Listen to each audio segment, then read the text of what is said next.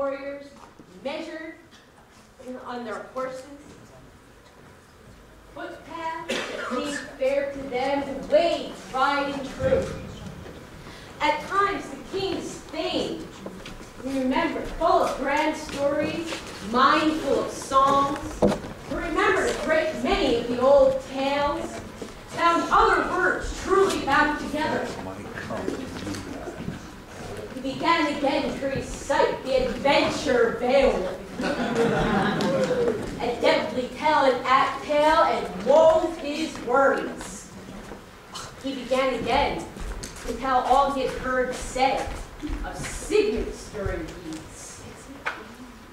Distant voyages obscure, the whale seemed strife, unknown to all the sons of men, feuds and crimes, except for Fitela, when of such things he wished to speak of them, uncle to nephew. For always they were, in every combat, companions at need. Together they slaughtered a great many of the giants with their swords.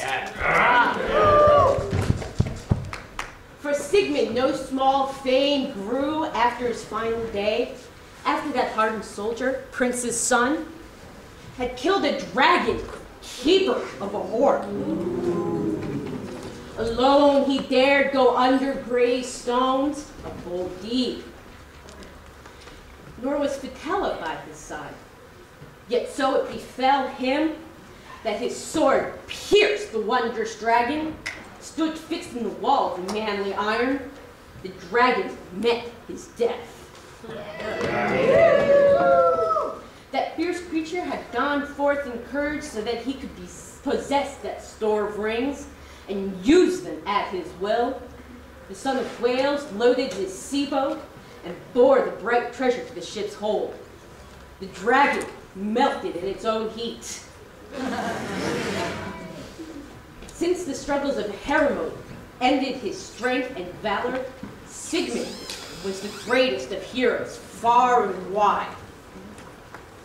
Among all people, protector of warriors, for his most noble deeds, he had prospered them. Among the giants, Hermod was betrayed into his enemy hands, met a quick end. The surging of cares had crippled him too long. He became a deadly burden to his own people, to all noblemen. For many a wise man had mourned in earlier times over his headstrong ways, who had looked to him for relief from affliction, hoped that the prince's son would prosper, receive his father's rank, rule his people, treasure and stronghold, a kingdom of heroes, the Scylding homeland. The dearer by far was Beowulf now, a friend to all. Hermod sank in sin, sometimes competing the fallow paths they measured on horseback. When morning's light raced on and hastened away, many a retainer, stout-hearted, went to see the high hall in its strange wonder.